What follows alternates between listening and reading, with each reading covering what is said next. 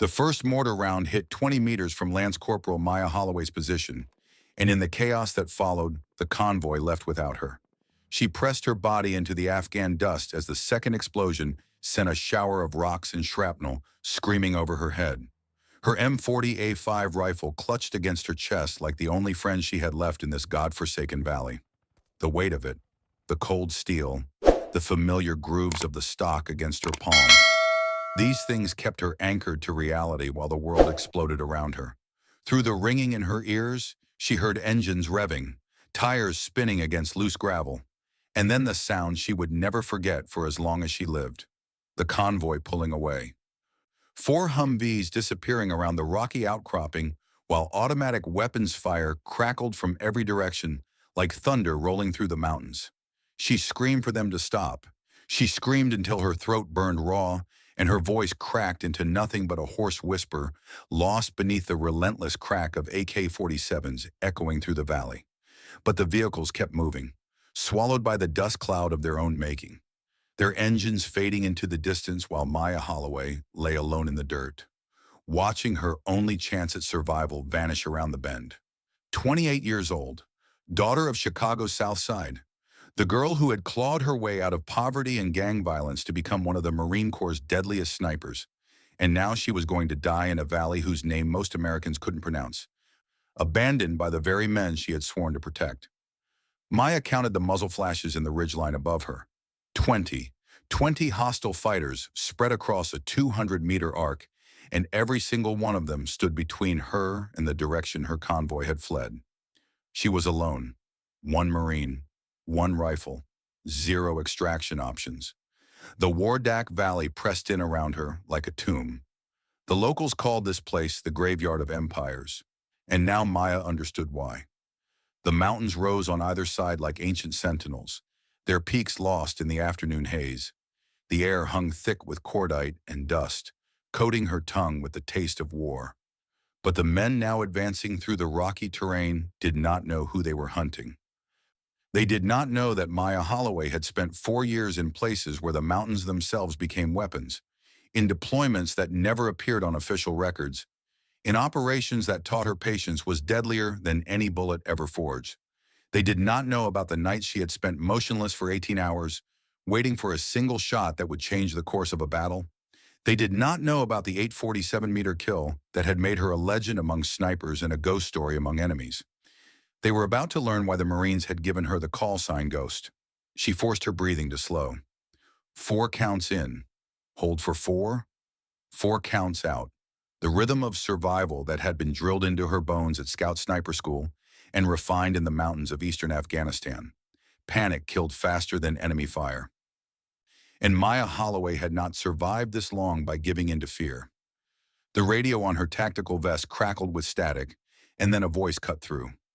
Staff Sergeant Derek Hargrove's voice, the man who led her convoy, the man who had looked directly at her position before ordering the vehicles to move. "All units be advised," he said, his tone flat and professional, carrying none of the urgency that should accompany abandoning a fellow Marine. "We have confirmed casualties at the ambush site. Lance Corporal Holloway is KIA. Repeat, Holloway is killed in action. Do not attempt recovery. Area is too hot." Continuing to fob thunder. Maya's blood turned to ice in her veins. She was not dead. She was 30 meters from where that coward had last seen her, very much alive, and he had just told the entire battalion to leave her behind. The realization hit harder than any explosion, harder than any bullet she had ever taken in training exercises, harder than the news of Darnell's death had hit her 2 years ago. This was not chaos. This was not the fog of war creating confusion. Hargrove had seen her. He had made eye contact before the second mortar fell. She remembered it now with crystalline clarity, his eyes meeting hers through the dust and smoke, the slight hesitation, and then he had turned away and ordered the convoy to move anyway. He had chosen to report her dead. The question was why, but Maya filed that question away for later. Survival first, answers after.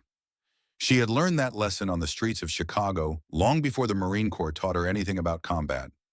You don't figure out who shot at you until after you've made it to cover.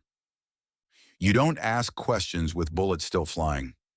She low-crawled through the rocks and scrub brush, every movement calculated, every inch of progress earned through the discipline that had been beaten into her at Quantico and refined through 4 deployments to the most dangerous places on Earth. Her instructors had said she was too small for the sniper program, too quiet, too female. She had answered by posting the highest marksmanship scores in her training class and logging a confirmed kill at 847 meters during her first deployment to Helmand Province. The men who doubted her learned to stop doubting. The men who hated her learned to hate in silence. And now the men hunting her through this valley were about to learn the same lesson that so many before them had learned at the cost of their lives. She reached a cluster of boulders that had tumbled down from the ridge centuries ago, positioning herself where the natural formation created a depression in the earth. Good cover, good sight lines. She brought the M40A5 to her shoulder and pressed her eye to the scope, scanning the terrain with practiced patience. 4 hostiles moving in a cluster 60 meters to her east, 3 more working their way along what remained of the road. The others had spread into the rocks, their movements betrayed by the unnatural shift of shadows against stone. They were searching, methodical, patient. These were not village militia playing at jihad. These were trained fighters who knew exactly what they were doing. Maya's finger rested beside the trigger guard. Not yet. Engaging now would reveal her position, and 20 against 1 required strategy, not bravado. She needed to move, needed to find defensible ground, needed to figure out why a staff sergeant had decided to abandon one of his own Marines in hostile territory. But first, she needed to survive the next 5 minutes. A rock shifted somewhere behind her. Close, too close. The sound of boot leather scraping against stone. Maya rolled onto her back, drawing her sidearm in one fluid motion, the barrel coming up toward the sound before her conscious mind had even processed the threat. The rocks parted, and a face emerged from between 2 boulders. Not an insurgent, a Marine. Weathered features carved by decades of sun and wind and war. Gray hair cropped military short beneath a dusty patrol cap. Blood streaming from a gash above his left eye, turning half his face into a crimson mask. His uniform was torn and covered in the same Afghan dust that coated everything in this valley, and he was dragging his left leg behind him with visible effort, the knee bent at an angle that suggested torn ligaments or worse. Master Sergeant Frank Beckett. She recognized him immediately. Everyone in the battalion knew Frank Beckett. 58 years old and still serving when men half his age had already retired to comfortable civilian lives. A legend who had earned 3 Purple Hearts across 3 decades of service, Desert Storm in 1991, Somalia in 1993, the first wave into Afghanistan after September 11th, and now here, in 2009, serving as a civilian contractor and tactical advisor because he couldn't bring himself to stay home while younger Marines fought and died in these mountains. He stared at Maya now with eyes that held both pain and recognition. "Holloway," his voice came out rough, strained by pain and exhaustion. "I heard the transmission. Hargrove told everyone you were KIA. Maya lowered her weapon slightly but kept it ready. Trust was a luxury she couldn't afford right now. "Hargrove is wrong," she said. "Or lying. Either way, we need to move." Beckett's eyes went to her rifle, then back to her face. Something flickered in those weathered features. Recognition, understanding, the look of one warrior seeing another clearly for the first time. "My leg," he said through gritted teeth. "Got pinned when the lead Humvee rolled. Think the knee is blown out. I can hobble, but not fast, not quiet." Another burst of gunfire erupted somewhere to the north, and Maya made a decision that would define everything that followed in the next 48 hours. She could move fast alone, disappear into the mountains like the ghost they had named her, find her way back to Fob Thunder and report that Hargrove had abandoned 2 Marines, not 1. Expose whatever conspiracy was brewing beneath the surface of this ambush. Or she could stay with this 58-year-old man who couldn't walk properly, who would slow her down, who would make enough noise to draw every fighter in the valley directly to their position.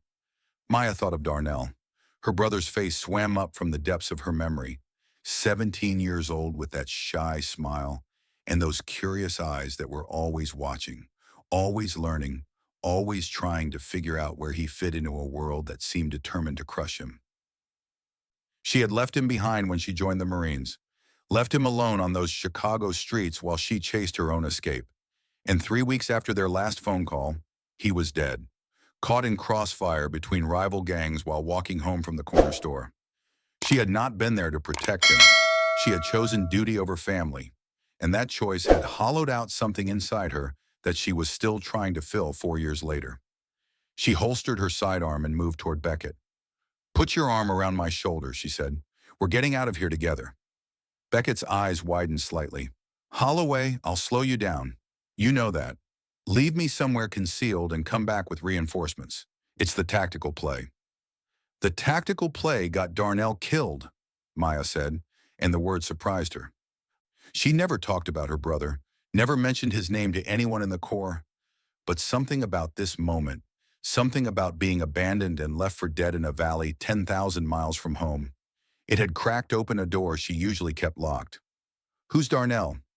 "My brother. He died because I wasn't there when he needed me. I'm not making that mistake again. Not today, not ever." She helped Beckett to his feet, taking his weight across her shoulders as he grimaced against the pain. He was heavier than she expected, solid muscle beneath the weathered exterior, and the effort of supporting him made her wounds ache. She hadn't even noticed she was bleeding until now, a gash on her forearm from the first explosion. Nothing serious, but another complication in a situation already drowning in complications. Somewhere in the valley behind them, a man shouted orders in Pashto. The search parties were organizing. The net was closing, and Maya Holloway, the Marine they had left behind, began moving deeper into the mountains with a wounded warrior on her shoulder and 20 enemies between her and salvation. They moved through the rocky terrain like wounded animals, every step a negotiation between speed and silence. Beckett's arm was draped over Maya's shoulder, his weight pulling against her with each awkward stride. She could feel the tremors running through his body, the involuntary shudders of a man fighting against shock and blood loss. He had maybe an hour before he became dead weight, and the insurgents behind them were not going to wait that long. The valley walls rose on either side, channeling them toward a narrow passage between two ridges. Maya had memorized the terrain maps before the convoy rolled out, a habit that Hargrove had mocked as obsessive paranoia. Now that obsession was the only thing keeping them alive. She knew there was a cave system half a kilometer to the northwest, old smuggling routes that the Mujahideen had used against the Soviets 30 years ago. Difficult terrain, the kind of terrain that swallowed people who didn't know how to navigate it, the kind of terrain where a sniper could disappear. Beckett stumbled and Maya caught him before he went down. His face had gone pale beneath the blood and grime, and his breathing came in short, sharp gasps that worried her more than any enemy fire. "Talk to me," she said, keeping her voice low. "Stay with me, Sergeant. Tell me about Desert Storm." "Desert Storm?" He managed a laugh that turned into a cough. "That was 18 years ago, Holloway. Ancient history. Then tell me about it. Keep talking. Keep your mind engaged." They pushed through a gap between two massive boulders, the passage so narrow that Maya had to turn sideways while still supporting Beckett's weight. The rocks scraped against her tactical vest, catching on the pouches and straps. But she kept moving. "I was 25, Beckett said, his voice steadying slightly as he focused on the memory. "Thought I knew everything there was to know about war. Thought it was going to be like the movies. Glory and honor and coming home a hero. What was it really like? Sand. So much goddamn sand you couldn't escape it. Got into everything. Your weapons, your food, your lungs, and the waiting. Nobody tells you about the waiting. Hours and hours of nothing, and then suddenly everything happens at once, and you're not ready no matter how much you trained." Maya guided them around another outcropping, checking their back trail as she moved. No pursuit visible yet, but that wouldn't last. "What happened in Kuwait? You mentioned something earlier about hesitation, about 2 men dying." Beckett was silent for a long moment. When he spoke again, his voice had changed, quieter, heavier, carrying the weight of 18 years of remembering.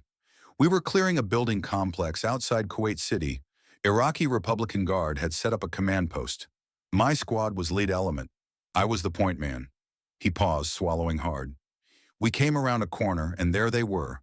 3 Iraqi soldiers, weapons raised, ready to fire. I had them dead to rights. Clear shot, easy kills. But I hesitated. Why? Because one of them was a kid. Couldn't have been more than 16. Scared out of his mind. Shaking so bad he could barely hold his rifle. And for 3 seconds, I saw my little brother's face instead of his. 3 seconds where I couldn't pull the trigger.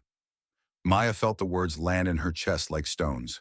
She understood that paralysis. That moment when duty and humanity collided and left you frozen between 2 impossible choices. What happened? The kid didn't hesitate. He fired, caught 2 of my guys before I put him down along with the others.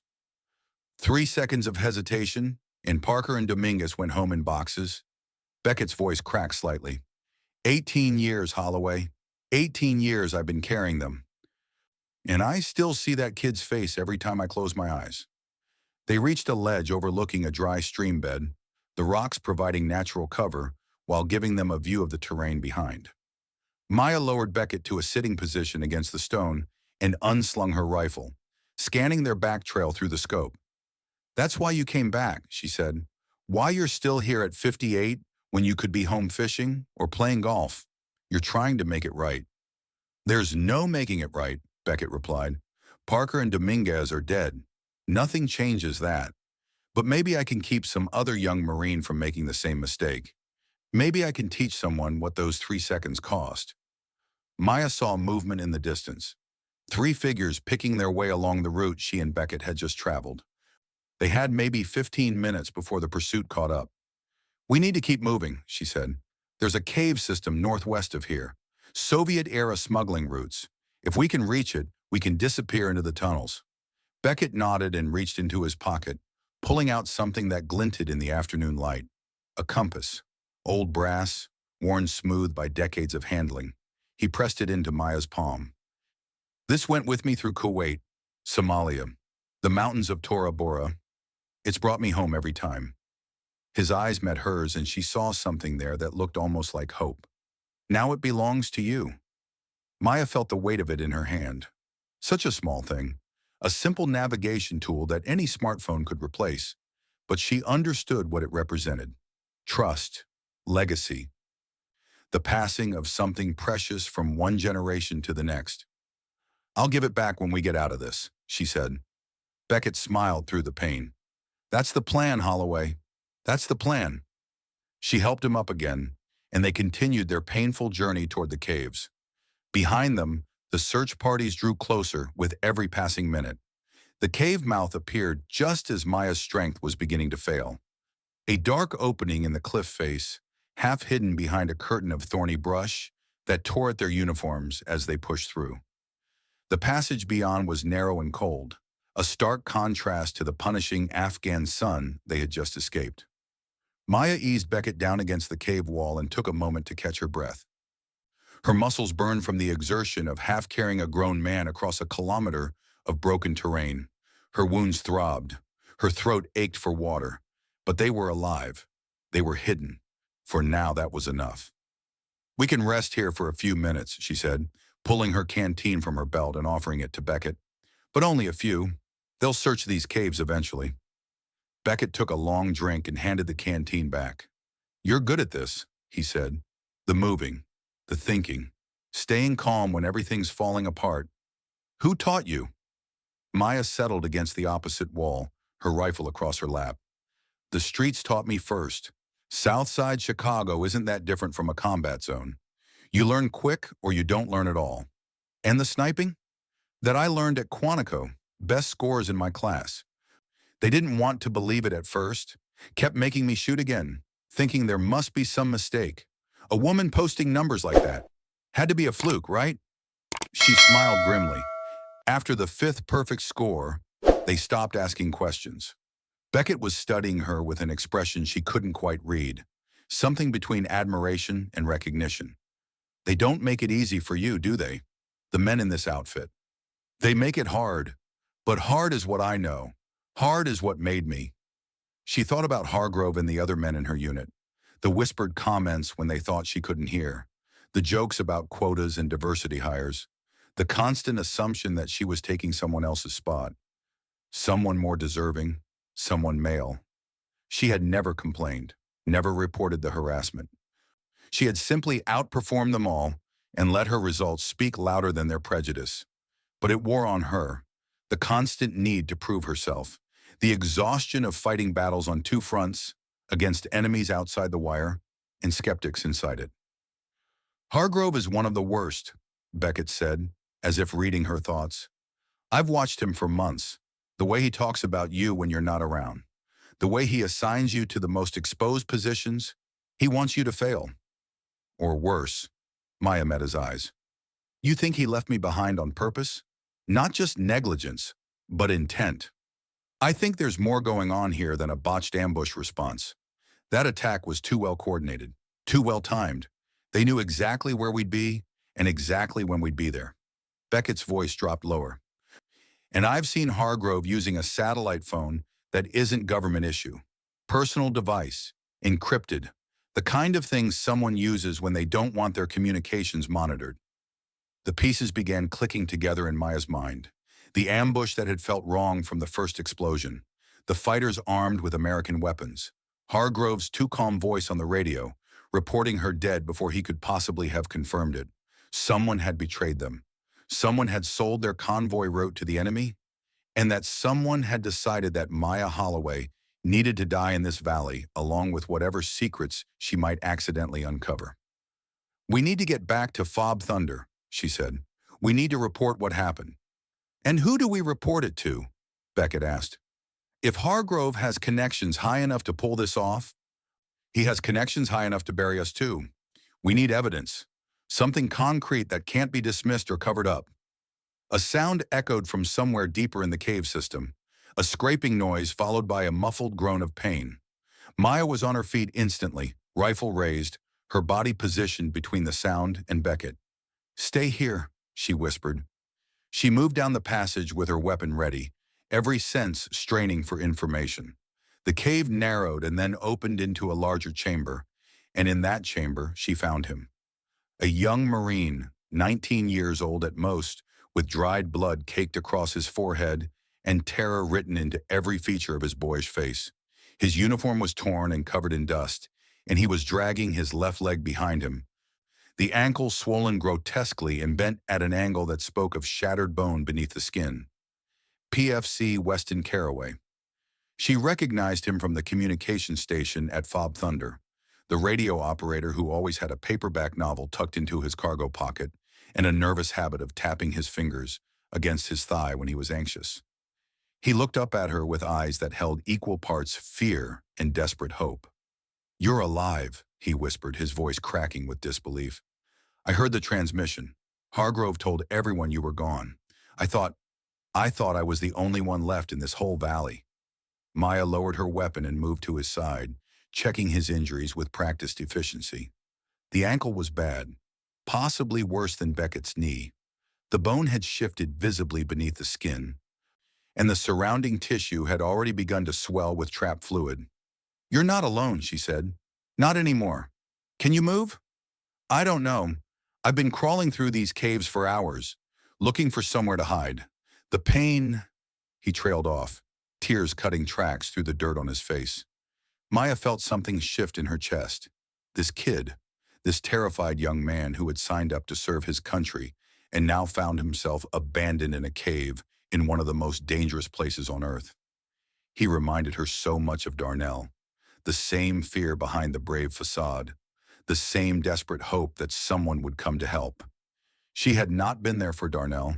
She would be here for Weston Carraway. I'm going to get you out of this, she said, and the words felt like a promise, like a prayer. Like the oath she had never gotten to make to her brother before the streets of Chicago swallowed him whole. Both of you, we're all going home. She helped him up, supporting his weight as she guided him back toward the chamber where Beckett waited. The old sergeant looked up as they emerged, and something in his expression softened when he saw the wounded young Marine. Another survivor, he said. Good. We could use the numbers. Maya settled Carraway against the wall next to Beckett and began assessing their situation with cold, tactical precision. 2 wounded Marines who couldn't walk without assistance. 1 sniper with a rifle and a sidearm. An unknown number of enemies searching the valley outside.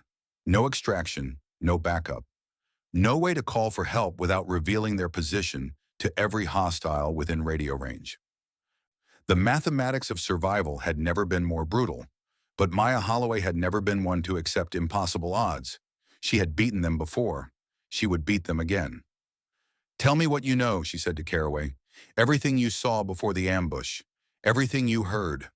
The young Marine's eyes went distant, memory pulling him back to the moments before everything went wrong. "I was in the communications Humvee," he said, "running the radios. About an hour before we hit the ambush zone, I saw Sergeant Hargrove using a sat phone. Not the official one. A personal device. He walked away from the convoy when he made the call. I thought it was weird, but I didn't say anything. He's a staff sergeant. I'm just a PFC. Who was going to believe me? What did you hear? Not much. He moved too far away. But I caught a few words when the wind shifted." Caraway's brow furrowed with concentration. "He mentioned files. Something about files that needed to stay buried. And a name. Wardak. He said something about Wardak needing to stay quiet." Maya felt the word land like a physical blow. Wardak. The name of this very valley, but also something else. A reference to something that happened here before. Something that people wanted to keep hidden. "What else?" she pressed. "Think carefully. Any detail could matter." "He mentioned a journalist. Said something about the senator's son." Caraway shook his head in frustration. "I'm sorry. That's all I got before he was out of earshot." Maya's mind raced through the implications. A senator's son. A journalist. Files that needed to stay buried. And Wardak. Always Wardak. She looked at Beckett, saw the recognition dawning in his weathered features. "You know what he's talking about," she said. "Don't you?" Beckett was silent for a long moment. When he spoke, his voice carried the weight of secrets too heavy to bear alone. 2 years ago, there was an incident in this valley. Friendly fire. 3 people died. 2 Marines and a war correspondent who was embedded with the unit. The journalist was Bradley Morrison. He paused, letting the name sink in. Senator Morrison's son. Maya felt the temperature in the cave drop 10 degrees. What happened? The official report said it was equipment malfunction. Bad coordinates fed into the targeting system. A tragic accident that cost 3 young men their lives. Beckett's jaw tightened. But there were rumors, whispers among the senior NCOs, that the coordinates weren't wrong by accident, that someone called in that strike knowing exactly where it would land. Who? The sergeant leading the patrol that night. Beckett met her eyes with a gaze that had seen too much death. Derek Hargrove. The pieces of the puzzle fell into place with sickening clarity. Hargrove had made a mistake 2 years ago. A fatal mistake that killed 3 people, including the son of a powerful senator. Someone had helped him cover it up, had buried the evidence, had rewritten the official report to transform murder into accident. And now that Maya and Beckett and Caraway were trapped in this valley, asking questions and uncovering secrets, Hargrove had decided to bury them too, along with whatever evidence might still exist in these mountains. There's more, Maya said. Isn't there? This isn't just about covering up one incident. Beckett nodded slowly. The ambush today. It was too perfect, too well coordinated. Those fighters knew exactly where we'd be because someone told them. Someone's been feeding them information for a long time, Holloway. Route plans, patrol schedules, personnel deployments, and I'd bet my pension that someone is Derek Hargrove. Maya thought about the 20 fighters she had counted in the ridgeline, the American weapons they carried, the tactical precision of their ambush. This wasn't random violence. This was a business arrangement, and the currency being exchanged was American blood. We need proof, she said. Without evidence, we're just 2 wounded Marines and a sniper making accusations against a decorated NCO. Then we find proof. Beckett's voice hardened with resolve. There's a reason this valley keeps coming up. Something here. Something Hargrove is afraid we'll find. Maya looked at the 2 wounded men depending on her. At Beckett, who had carried the weight of his own failures for 18 years. At Caraway, barely more than a boy, thrust into a nightmare he never could have imagined. They were counting on her, trusting her to lead them through the darkness and back into the light. She thought of Darnell one more time, of the last words she had said to him, of the promise she had broken when she chose duty over family and left him alone in a city that would eventually kill him. She would not break this promise. "We rest for 1 hour," she said. "Then we move. There's a village 3 kilometers east of here, abandoned since the fighting started. If Hargrove was running operations in this valley, he would have needed a base, somewhere to meet his contacts, somewhere to keep his records. And if the enemy finds us first?" Caraway asked, his voice small but steady. Maya checked her rifle, counted her ammunition. 23 rounds for the M40, 15 for the sidearm, 38 shots between them and survival. "Then they learn why they call me Ghost." She settled against the cave wall and closed her eyes, willing her body to rest while her mind continued to race. Somewhere outside, the sun was beginning to set over the mountains of Wardak. Night was coming, and with it, the hunt would truly begin. But Maya Holloway was no longer prey. She was the predator, and the men who had underestimated her were about to learn a lesson written in blood and thunder. The voice came through the radio like a blade cutting through darkness. Maya had been checking Caraway's splint when the transmission crackled to life, freezing everyone in the cave into statues of flesh and bone. The frequency was one she recognized. Standard military channel, the kind that every American unit in the region would be monitoring. But the voice speaking was not American. Female sniper. The accent was thick, Afghan but educated. The English precise and deliberate, each word chosen for maximum effect. "I know you can hear me. Everyone in this valley can hear me. My name is Tariq Milani, though perhaps you have heard me called by another name, the Collector." Maya's hand moved to her rifle. Beside her, Beckett had gone rigid, his weathered face pale in the dim light filtering through the cave entrance. "I have something that belongs to your people," Milani continued. His tone was almost conversational, pleasant even, like a man discussing the weather rather than hunting human beings through the mountains. 17 dog tags, 17 American soldiers who thought they could walk through my valley and live. They were wrong. He paused, and in that silence, Maya heard the weight of 17 families who would never know exactly how their sons and daughters had died. "Your tag will make 18. I have been collecting for 2 years now, building my necklace one American at a time. And I must say, the prospect of adding a female sniper to my collection excites me. You will be unique among my trophies." Caraway was shaking. Maya could see the tremors running through his young body, the terror threatening to overwhelm him. She caught his eye and held it, willing calm into him through sheer force of presence. "But I am not an unreasonable man," Milani said. "I understand that you are wounded, that you carry others who cannot walk. The mountains are cold at night, and my men are everywhere. You cannot escape. You cannot hide forever, so I offer you a choice." The radio hissed with static, then cleared. "Surrender yourself to me before sunrise, and I will let your companions live. Walk out of whatever hole you have crawled into, put down your weapons, and accept your fate with dignity. Do this, and the old man and the boy go free. Refuse, and I will hunt all 3 of you until the vultures pick your bones clean." The transmission ended with a click, leaving silence that pressed against Maya's ears like a physical weight. "He's lying," Beckett said immediately. His voice was steady despite the circumstances. "Men like Milani don't let anyone go. If you surrender, we all die. He just wants to make it easier." Maya nodded slowly. She had known that before Beckett said it, had recognized the manipulation hiding beneath the reasonable words. The Collector was hunting, and hunters said whatever they needed to say to flush prey from cover. But something else in that transmission had caught her attention, something that changed everything. 2 years, she said. "He said he's been collecting for 2 years. Beckett's eyes narrowed. Same time frame as the Wardak incident. Same time frame Hargrove started using that satellite phone. The connection crystallized in Maya's mind like ice forming on a winter pond. Hargrove hadn't just covered up a friendly fire incident. He had gone into business with the enemy, trading American lives for money or protection or whatever currency men like him valued more than honor. 17 dog tags around Milani's neck.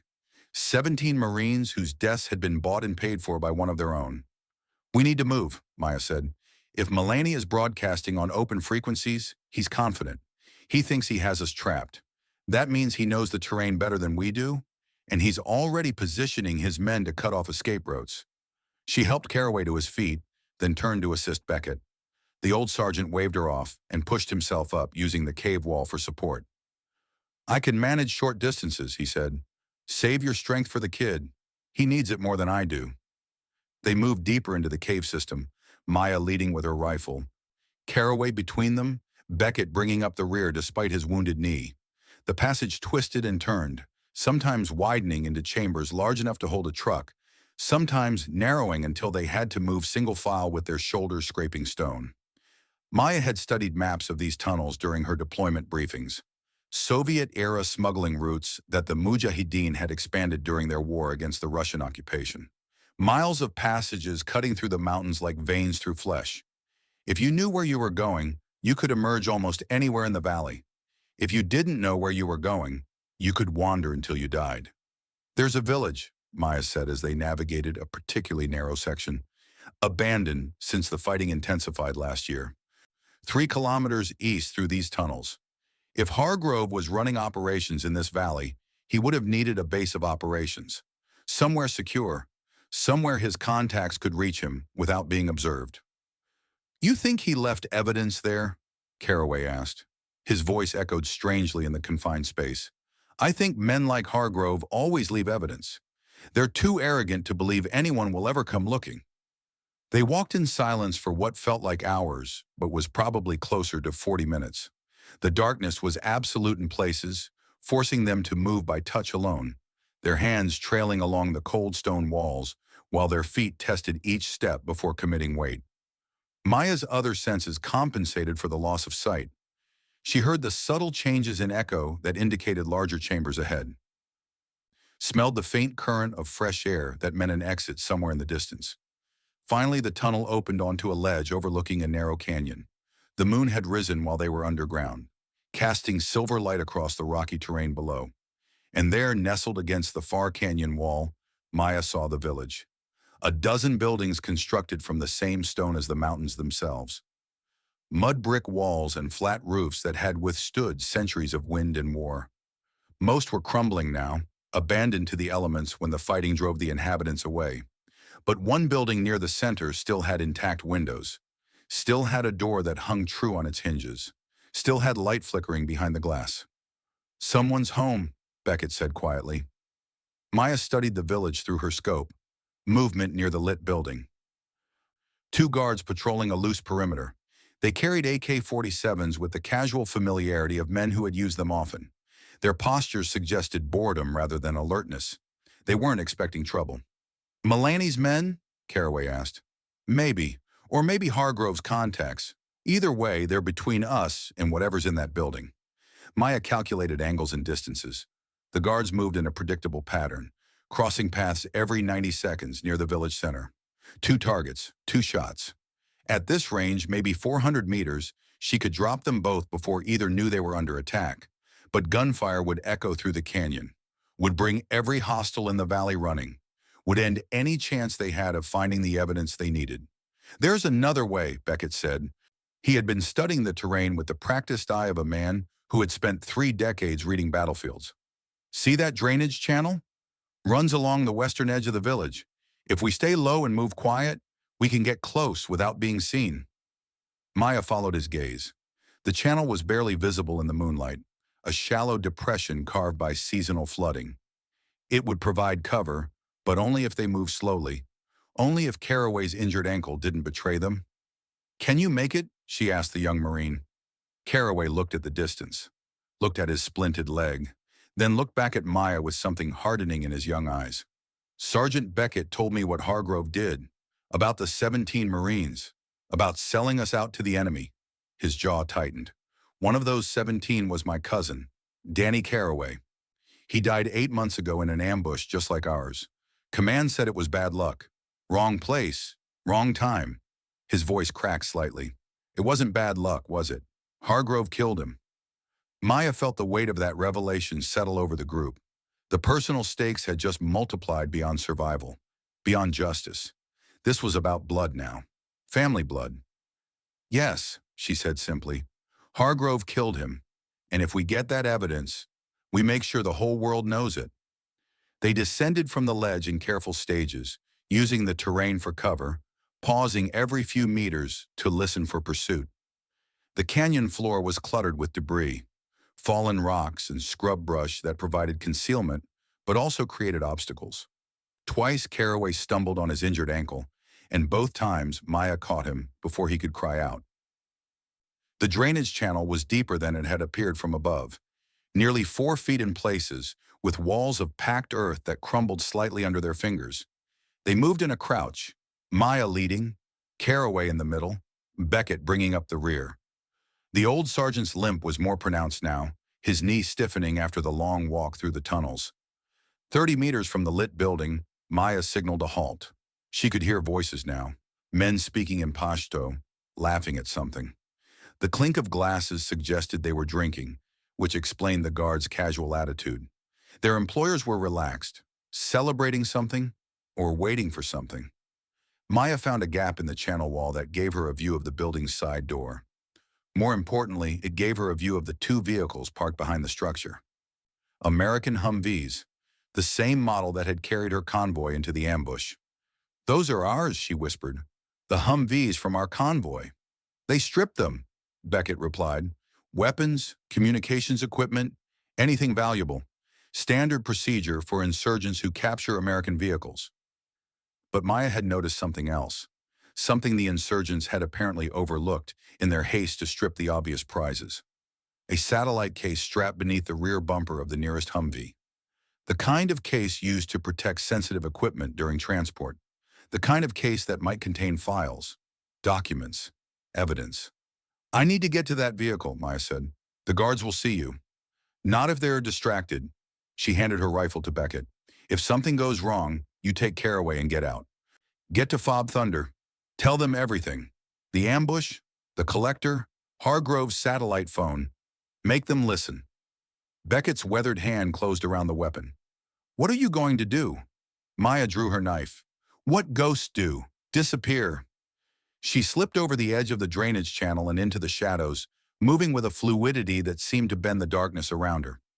Beckett had taught her the basics of stealth movement, but the streets of Chicago had taught her the rest. How to walk without sound. How to become invisible in plain sight. How to survive in a world where being seen could mean being dead. The first guard never knew she was there. One moment he was walking his patrol, mind wandering to whatever petty concerns occupied men between moments of violence. The next moment, Maya's hand was over his mouth and her blade was doing its work. She lowered him gently to the ground and moved on before his body stopped twitching. The second guard was more alert. Something had triggered his instincts. Maybe a change in the air. Maybe the sudden absence of his partner's footsteps. He turned toward the shadows where Maya waited, his weapon rising. She was faster. The knife took him in the throat before he could shout. She caught him as he fell, guiding his descent to minimize noise. 2 guards down, no alarm raised. The path to the Humvee was clear. Maya reached the vehicle in seconds, her hands finding the satellite case by touch alone. The latches were simple, military standard. They opened with soft clicks that sounded like thunder in the quiet night. Inside, she found exactly what she had hoped for. A notebook, leather-bound and worn at the edges, filled with handwritten entries in cramped, familiar script.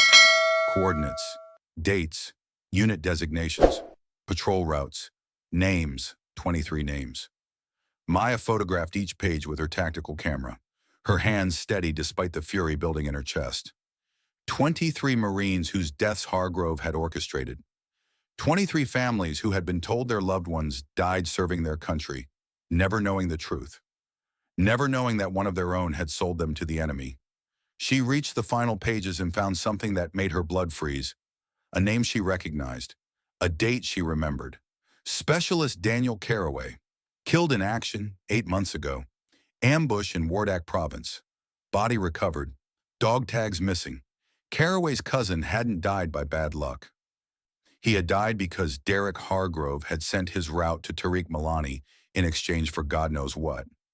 Money, protection, maybe just the thrill of power that came from holding life and death in your hands.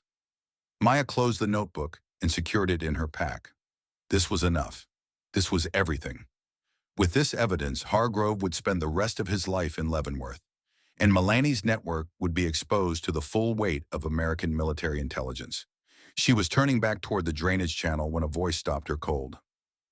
"I wondered how long it would take you to find this place." Maya spun, her knife coming up instinctively. But the man standing 10 feet away wasn't holding a weapon. He was holding a radio, and his finger was resting on the transmit button. Staff Sergeant Derek Hargrove. He looked different from the last time she had seen him. Haggard, haunted. The confident swagger that had always marked his movements was gone, replaced by a nervous energy that made him seem smaller somehow. Diminished. "One word from me," he said, "and Mullaney's men come running. They'll kill you. Kill Beckett. Kill the kid. And then they'll probably kill me too. But at least I won't die alone." Maya kept her knife ready but didn't advance. "Why, Hargrove? Why did you do it?" A bitter laugh escaped his lips. "You want to know why? You want a nice, clean explanation that makes sense of everything? There isn't one. There's just one mistake that led to another mistake that led to another until I was so deep in the mud I couldn't see daylight anymore. Wardak, 2 years ago, you called in the strike that killed those Marines." Hargrove's face contorted, pain and guilt and rage all fighting for dominance. "I was drunk," he said. "Just a few shots to take the edge off before a routine patrol. I didn't think it would affect my judgment, but when we made contact, I panicked. Read the coordinates wrong, called the strike on our own position instead of the enemy." His voice cracked. "My brother was standing right next to me when the rounds hit. Kevin, 22 years old. Just a kid who wanted to serve his country like his big brother. He died in my arms asking me what happened, asking why I had done this to him." Maya felt something shift inside her. Not sympathy. What Hargrove had done was beyond sympathy, but understanding. The terrible understanding of how one moment of weakness could cascade into an avalanche of destruction. "The journalist," she said, "Senator Morrison's son, he saw what happened. Bradley Morrison was going to tell everyone, going to write an article exposing everything. I couldn't let that happen. I couldn't let Kevin's memory be destroyed by the truth of how he died." Hargrove's eyes were wet now, tears streaming down his face. "So I made sure Morrison didn't make it back to base, made it look like enemy fire. And then I went to General Whitfield and told him what had happened, told him I needed help making it all go away. Whitfield covered it up. He had his own secrets, things he had done overseas that would have ended his career. We made a deal. He buried the investigation, and I kept my mouth shut about his operations." Hargrove shook his head slowly. "That's when Mullaney found me. He knew what I had done, had sources inside our intelligence network. He offered me a choice, work for him or be exposed. So you chose to sell your brothers and sisters in arms." "I chose to survive." Hargrove's voice hardened. "You don't know what it's like, Holloway, carrying a secret like that every single day, knowing that one word from the wrong person could destroy everything you've built." "I did what I had to do." Maya thought about Danny Carraway, about the 17 dog tags around Mullaney's neck, about all the families who would never know the truth. "You're going to tell everyone," she said. "You're going to confess. To Whitfield, to Mullaney, to all of it." Hargrove laughed. "And why would I do that?" "Because I have the notebook. I have photographs of every page. If you don't confess, I'll make sure every news outlet in America sees the evidence of what you've done. Your name will be synonymous with traitor for the rest of history. And if I do confess, then you get to tell your side of the story. You get to explain about Kevin, about Whitfield, about how one mistake became an avalanche. You'll still go to prison, but maybe people will understand. Maybe they'll remember you as something other than a monster." Hargrove stared at her for a long moment. The radio trembled in his hand. His finger twitched on the transmit button. Then he lowered his arm. "You're going to get us both killed," he said quietly. "You know that, right? Mullaney will never let us leave this valley. He needs me dead to protect his network. And he needs you dead because you've seen too much. Then we don't give him the chance." Maya grabbed Hargrove's arm and pulled him toward the drainage channel. They had the evidence. They had the traitor. Now they just needed to survive long enough to use them. Behind her, in the building with the flickering lights, Someone began shouting in Pashto. The bodies had been found. The alarm was spreading. The hunt was about to intensify. They ran through the darkness like souls fleeing judgment. Maya led the way, navigating the terrain from memory and instinct. Hargrove stumbled behind her, his combat skills atrophied by years of corruption and guilt. Behind them both, the canyon erupted with activity. Flashlights cutting through the night, men shouting commands, engines roaring to life. They reached the drainage channel to find Beckett and Caraway already moving. The old sergeant had heard the commotion and made the tactical decision to withdraw rather than wait. "Hargrove," Beckett said, his voice flat with controlled fury. "You brought him? He's our witness. He knows everything. He's the reason we're in this mess.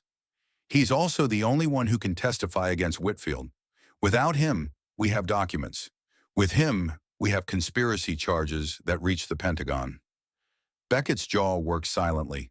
Maya could see the struggle in his eyes, the desire for immediate justice warring with the tactical necessity of keeping Hargrove alive. "Later," Maya said. "We settle this later. Right now we need to move." They fled into the tunnel system with Mulaney's men closing behind them. Maya could hear pursuit echoing through the passages, boots on stone, voices calling to each other in the darkness. They were being hunted by men who knew these tunnels as well as they knew their own homes. "They're hurting us," Beckett said. He was struggling now, his wounded knee finally failing him. "Pushing us towards something." He was right.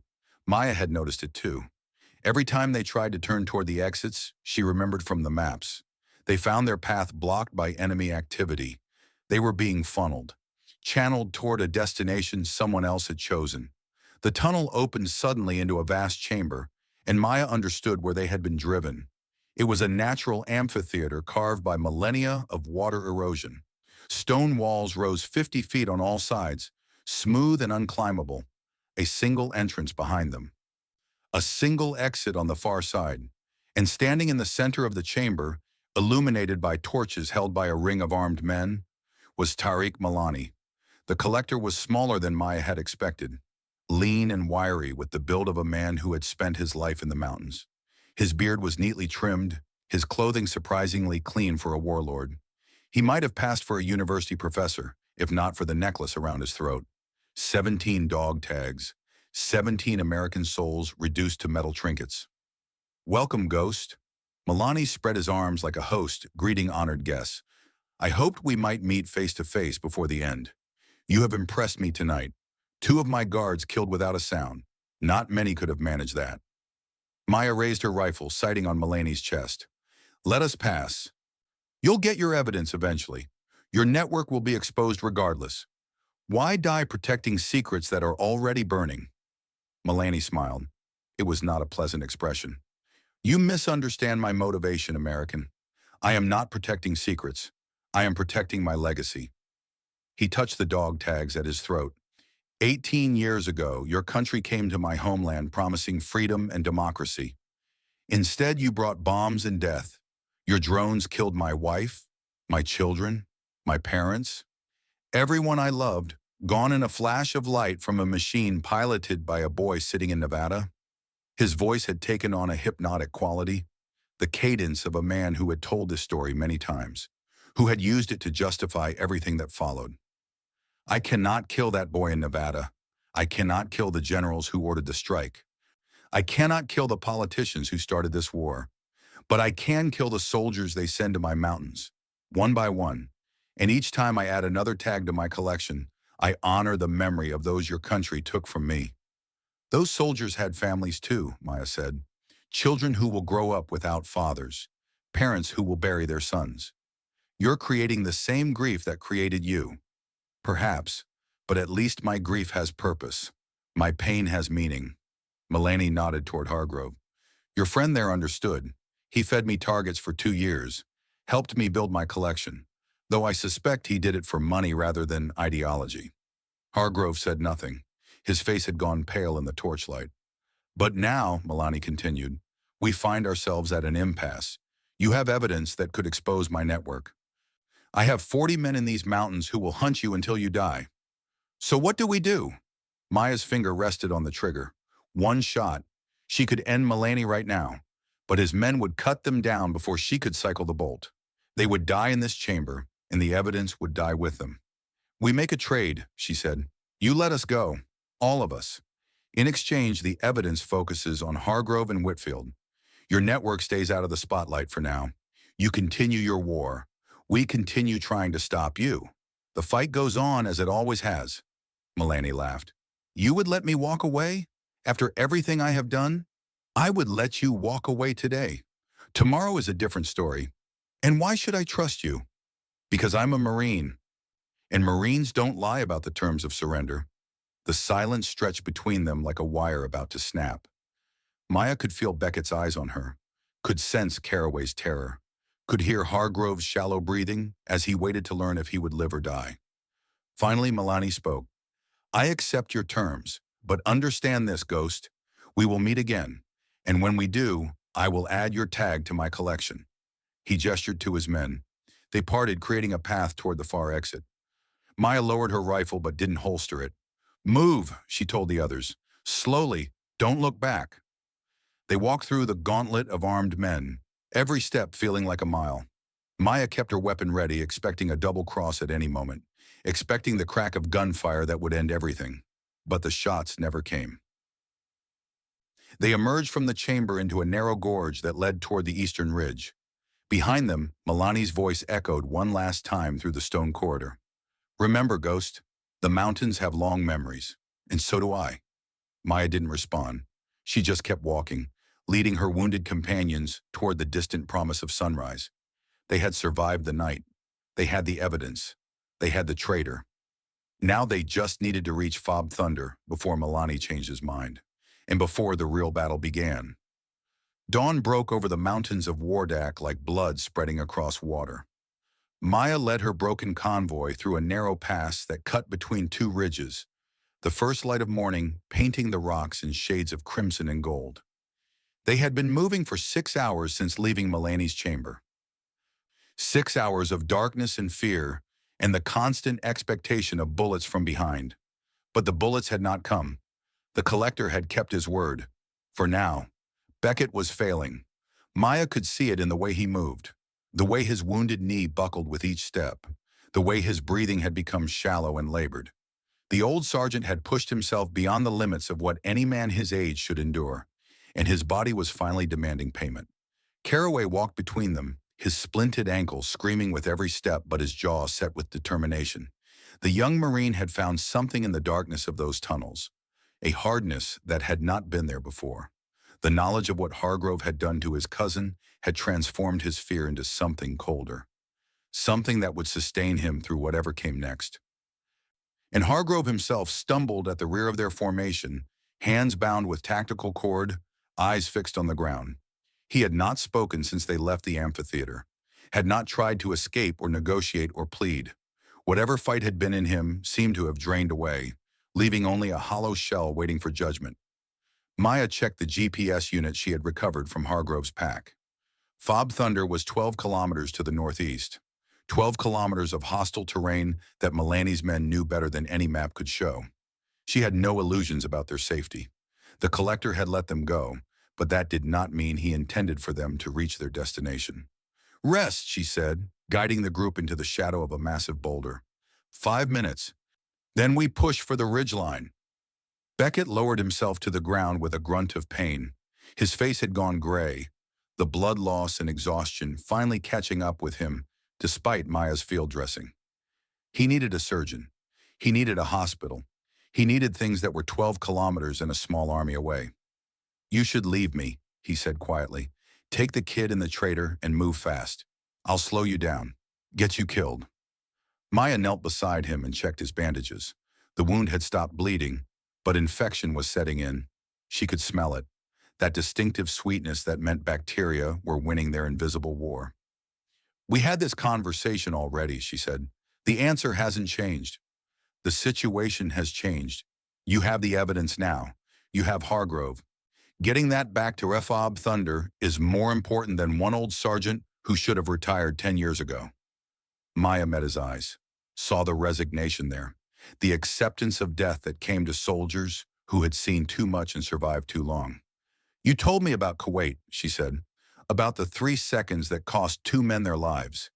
You've been carrying that guilt for 18 years, waiting for a chance to make it right. Maybe this is how I make it right. One life for the information that saves dozens. Maya shook her head slowly. That's not how it works, Sergeant. You don't get to choose a noble death to balance the scales. You have to live with what you've done. That's the real punishment. That's the real redemption. Living and remembering and trying to be better. She pressed the brass compass into his palm. You gave me this because you said it brought you home every time. Well, it's not done yet. We're all going home. Together.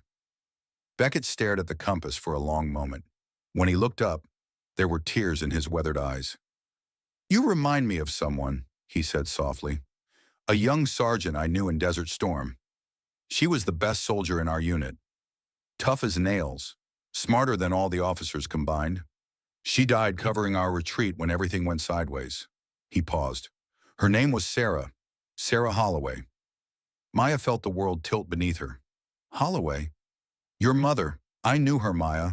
Served with her for 2 years before she died. She was the one who taught me that the measure of a soldier isn't how many enemies they kill. It's how many friends they save. The revelation crashed over Maya like a wave breaking on rocks. Her mother had died when Maya was 4 years old, killed in action during Operation Desert Storm.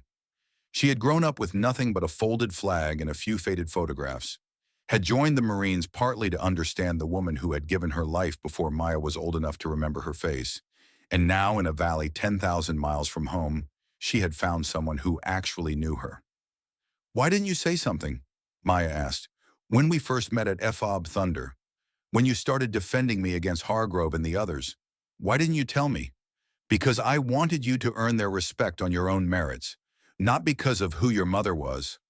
Beckett smiled weakly. And because I wasn't sure you'd want to know. Sarah made some hard choices at the end. Choices that saved lives but cost her own. I didn't know if you were ready to hear about that. Maya thought about Darnell, about the choice she had made to leave him behind, about all the choices that had led her to this moment, kneeling beside a wounded man in a valley that had swallowed empires. Tell me later, she said, when we're back at FOB Thunder, when you're out of surgery and drinking terrible coffee in the recovery ward, tell me everything. Beckett nodded. It's a date. Maya helped him to his feet, and they continued their painful journey toward the ridge. The radio crackled to life without warning. Maya stopped cold, her hand moving to the volume control. She had kept the radio on but muted, monitoring frequencies for any sign of pursuit.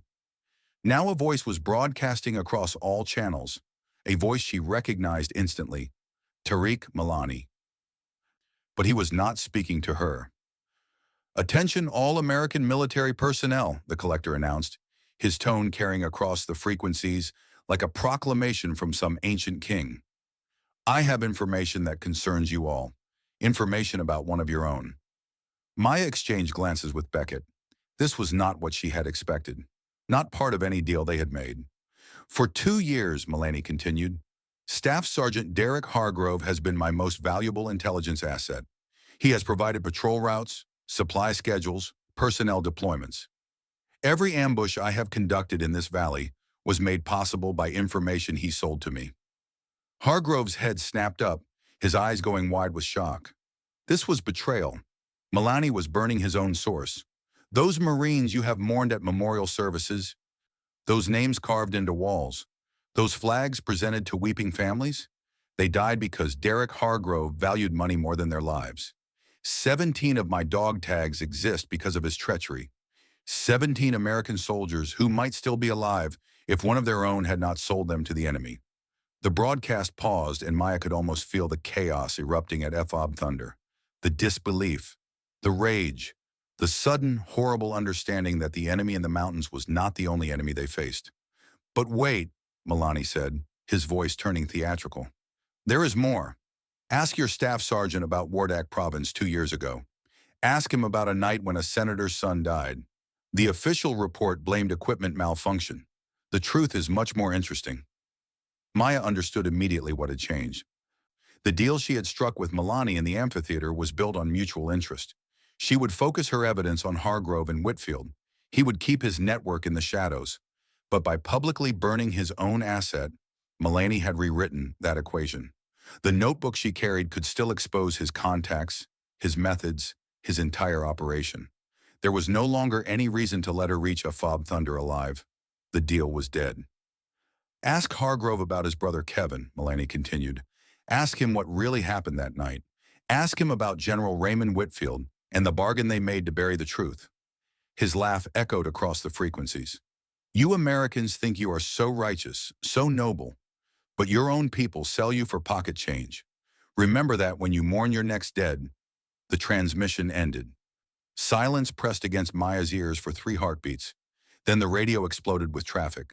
Voices overlapping, commands being shouted, the unmistakable sound of a military organization thrown into chaos by revelation. Why? Caraway asked. Why would Milani expose his own source? Because Hargrove became a liability, Maya said.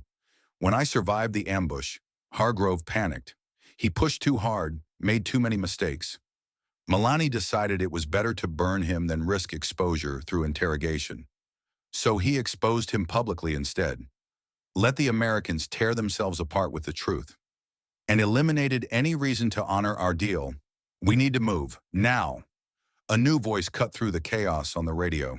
Female, authoritative, the crisp diction of an officer taking command of a deteriorating situation. Captain Joanna Mercer. All units, this is Thunder 6. Lock down all exits and maintain positions.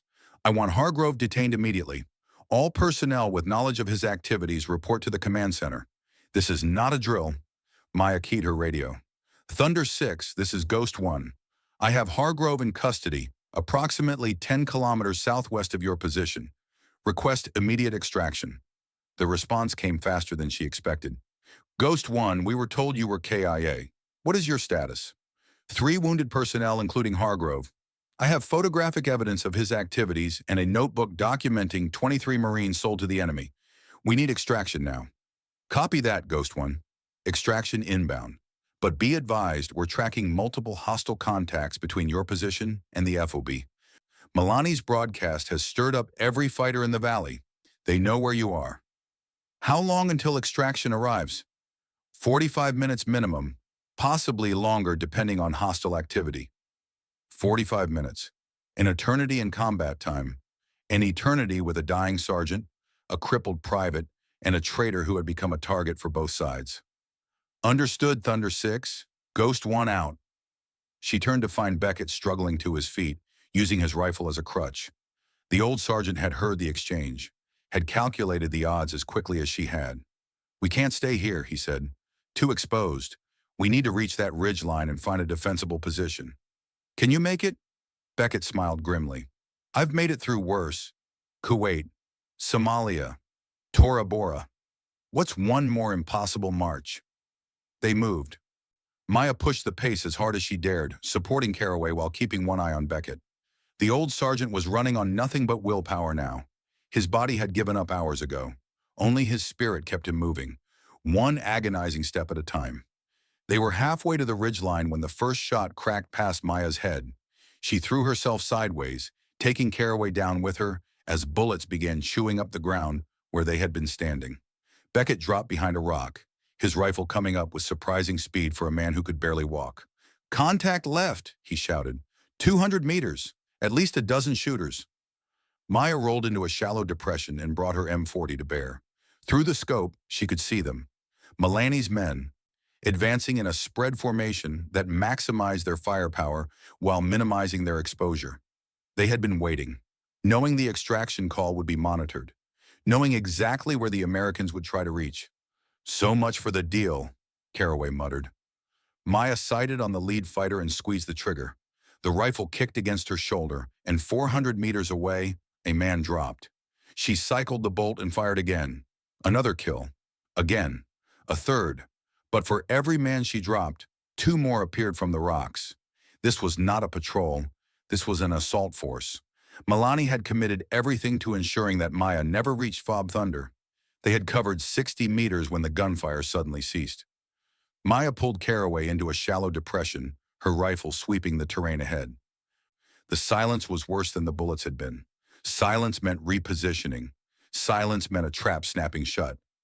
Figures emerged from the rocks ahead of them. 5, 10, 15 fighters who had somehow circled around while their comrades drove the Americans forward like sheep toward slaughter. And there, standing at the center of that closing ring, was Tariq Milani. "Did you truly believe I would honor our agreement?" The collector's voice carried across the morning air like a blade. "That deal died when I burned Hargrove publicly. You carry evidence that could unravel everything I have built. Names, locations, methods. I cannot allow that to reach your commanders." Maya raised her rifle, knowing the mathematics were impossible. 15 guns against 4 wounded people, one of whom could barely stand. "Give me the notebook," Mulaney said. "Give me Hargrove. Walk away with the old man and the boy. This is my final offer, Ghost." Maya looked at Hargrove, the traitor, the coward, the man who had sold 23 Marines, including Caraway's cousin. Part of her wanted to hand him over, wanted to watch him face the justice of the mountains.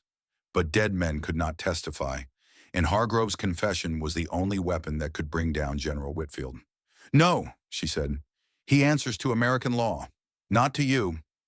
Mulaney's expression hardened into something ancient and cold. "Then you die here, all of you." He raised his hand to signal the attack. The first shot came from behind Maya, not aimed at her, but at Milani's fighters. Beckett had pushed himself to his feet, his rifle barking once, twice, 3 times. 2 insurgents fell before the others scrambled for cover, and in that moment of chaos, everything changed. "There's too many," Beckett called out. He was firing steadily, but his shots were going wide. Pain and exhaustion were destroying his accuracy. "We need to move. Find better ground." Maya calculated their options. The ridgeline was still 100 meters away, 100 meters of open ground with enemy fire coming from multiple directions. They would never make it, unless someone drew that fire away. She looked at Beckett, saw the same calculation happening behind his eyes, saw the decision forming before he spoke it. "No," she said. "Don't even think about it. It's the only way." Beckett's voice was calm, peaceful even, the voice of a man who had finally found the moment he had been waiting for since Kuwait. "I can draw them off, buy you time to reach the ridge, get the kid and the evidence to that extraction. I told you we're all going home together. Some promises can't be kept, Maya." Beckett smiled, and in that smile she saw her mother, saw the woman who had made her own impossible choice 30 years ago. "This is my choice, my 3 seconds. Don't take it away from me." Tears burned in Maya's eyes. "There has to be another way." "There isn't, and we both know it." He pressed the brass compass into her hand. "Give this to my daughter. Tell her what I did here. Tell her I finally got it right." Before Maya could respond, Beckett was moving, not away from the enemy fire, but toward it, running with a speed that seemed impossible for his broken body, screaming a challenge that echoed off the valley walls. The enemy fire shifted. Tracking the new threat, the old sergeant charging toward them like a one-man army. "Move!" Maya shouted at Caraway. She grabbed Hargrove and hauled him to his feet. "Run! Now!" They ran. Behind them, Beckett's rifle cracked again and again. Maya heard him shouting, heard enemy weapons answering, heard the sounds of a battle that one man could never win, but could delay just long enough. They were 50 meters from the ridgeline when the firing stopped. Maya did not look back, could not look back. She kept running, dragging Hargrove, pushing Caraway, climbing the final slope with muscles that screamed for rest. They crested the ridge and threw themselves behind a natural rock formation. Only then did Maya allow herself to turn. In the valley below, she could see the aftermath, bodies scattered across the open ground, most of them wearing the clothes of Mulaney's fighters. But in the center of that carnage, one figure lay still. Master Sergeant Frank Beckett, 58 years old, 3 Purple Hearts, 30 years of service, dead on a mountainside 10,000 miles from home, but not alone, never alone, surrounded by the enemies he had taken with him, 6 bodies that she could count, maybe more hidden by the terrain. He had bought them exactly the time they needed. Maya closed her eyes and pressed the brass compass to her chest. Somewhere in the distance, she could hear helicopter rotors. "He saved us," Caraway whispered. There were tears streaming down his face. He saved all of us. Remember him, Maya said. When we get home, when this is over, remember what he did and why he did it? That's how we honor him. That's how we keep him alive. The helicopters appeared over the eastern ridge like angels of deliverance. Two Black Hawks in formation, their door gunners scanning for threats. Maya stood and waved her arms, ignoring the risk of enemy fire. The lead helicopter banked toward their position, its rotors kicking up a storm of dust and debris. Maya shielded her eyes as the aircraft descended, its crew chief gesturing for them to approach. "Let's go," she said. "Let's go home." They moved toward the helicopter with Hargrove between them. The traitor walked with his head bowed, making no attempt to escape. Whatever defiance had been in him was gone. He was a man awaiting execution. Maya was about to climb aboard when a figure on the distant ridgeline caught her attention. Tariq Milani stood alone against the morning sky. How he had survived Beckett's assault she would never know. But there he was, watching her with eyes that held no anger, only a strange sort of respect. "This is not finished, Ghost," he called out. His voice carried clearly over the rotor wash. "I never forget a debt, and you still owe me 18. Maya held his gaze for a long moment. Then she climbed into the helicopter and pulled the door shut behind her. The Black Hawk lifted off, banking toward Fob Thunder and safety. Through the window, Maya watched Milani grow smaller and smaller until he was just a speck against the vastness of the Wardak Valley. The collector had 18 dog tags now. Frank Beckett was number 18, but Maya Holloway was still alive, still carrying the evidence that would expose everything, still breathing and fighting and refusing to die. And someday, she would come back to these mountains. Someday she would finish what Beckett had started. But not today. Today she was going home. The helicopters touched down at Fob Thunder to organize chaos. Captain Joanna Mercer was waiting on the tarmac with a squad of military police. Behind her, Maya could see medical personnel with stretchers and IV bags. Further back, a crowd of Marines had gathered, their faces reflecting the confusion and anger that Milani's broadcast had ignited. Maya stepped off the helicopter and found herself face to face with her commanding officer. "Lance Corporal Holloway," Mercer said. Her voice was steady, but her eyes betrayed the emotional storm beneath the professional exterior. "You have a lot of explaining to do." "Yes, ma'am." Maya reached into her pack and withdrew the leather notebook. "But I think this will do most of the talking." Mercer took the notebook and opened it. Maya watched her expression change as she read. Watched the color drain from her face as the full scope of Hargrove's betrayal became clear. 23, Mercer whispered. 23 names. "Yes, ma'am. Every patrol he compromised, every Marine he sold. It's all there, along with evidence connecting General Whitfield to the cover-up of the original Wardak incident."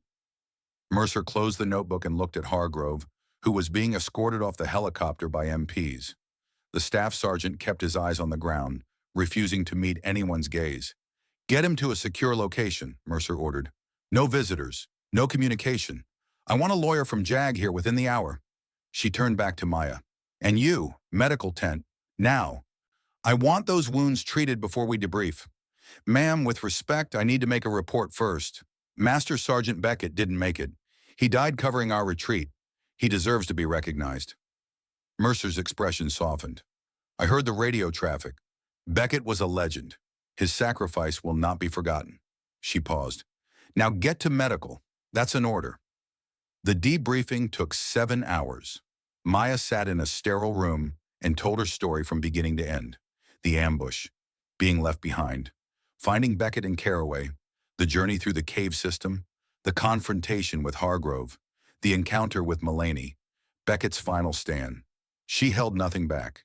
Not her suspicions about Hargrove, not the deal she had made with Milani, not the photographic evidence in her tactical camera. By the time she finished, the sun had set and risen again.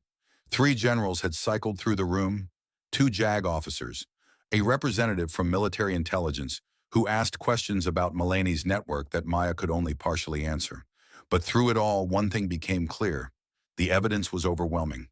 Hargrove had confessed within hours of arriving at the detention facility, his will to resist crumbling under the weight of Milani's public exposure. He gave names, dates, bank account numbers. Everything the investigators needed to unravel 2 years of betrayal, and at the center of that web sat General Raymond Whitfield. Maya was present when they arrested him. She had requested to be there, and Captain Mercer had granted that request without hesitation. She stood at attention as MPs entered Whitfield's quarters and presented the warrant. The general tried to bluster, tried to invoke his rank and his connections, tried to claim that he was being framed by enemies who wanted to undermine American military leadership. But when the evidence was presented, when Hargrove's confession was read aloud, when the photographs of the notebook pages were displayed on a tablet screen, Whitfield's defiance crumbled. "I was trying to protect the institution," he said as they led him away. "Everything I did was for the good of the service." Maya watched him go without pity. 23 Marines were dead because of his protection. 23 families would never be whole again. No rationalization could balance that equation. 6 months later, Maya stood in a sunlit courtyard at Camp Pendleton, California. The ceremony had drawn hundreds of attendees, Marines from her battalion, officers from commands across the country, family members of the fallen who had been invited to witness the formal recognition of what had been uncovered in the Wardak Valley. She wore her dress blues, pressed and perfect, with the bronze star already pinned to her chest. Captain Mercer had submitted the recommendation within days of the extraction. The approval had come through faster than anyone expected, but the medal felt heavy today. Every honor she received was a reminder of the price that had been paid. For conspicuous gallantry and intrepidity in action against the enemy, the narrator read from the citation. Lance Corporal Holloway distinguished herself by extraordinary heroism during combat operations in Wardak Province, Afghanistan. Maya kept her eyes fixed straight ahead, but her mind wandered to Beckett, lying on a mountainside with 6 enemy dead around him. To her mother, whose sacrifice she had finally learned about from letters Beckett had left behind. To Darnell, whose photograph she now carried next to the brass compass everywhere she went. Her actions reflect great credit upon herself and are in keeping with the highest traditions of the Marine Corps and the United States Naval Service. Applause erupted as the Commandant of the Marine Corps stepped forward to shake her hand. Cameras flashed. The crowd rose to their feet, but Maya's eyes found only one face in that crowd. Caraway stood in the front row, his legs still in a medical boot, but his posture parade ground straight. He had insisted on attending, despite his doctor's objections. Beside him stood a young woman with his same sandy hair and earnest eyes. Bridget, his sister. The one who wanted to be a nurse. The one who wrote letters every week. After the ceremony, Maya found them near the edge of the courtyard. "That was something," Caraway said.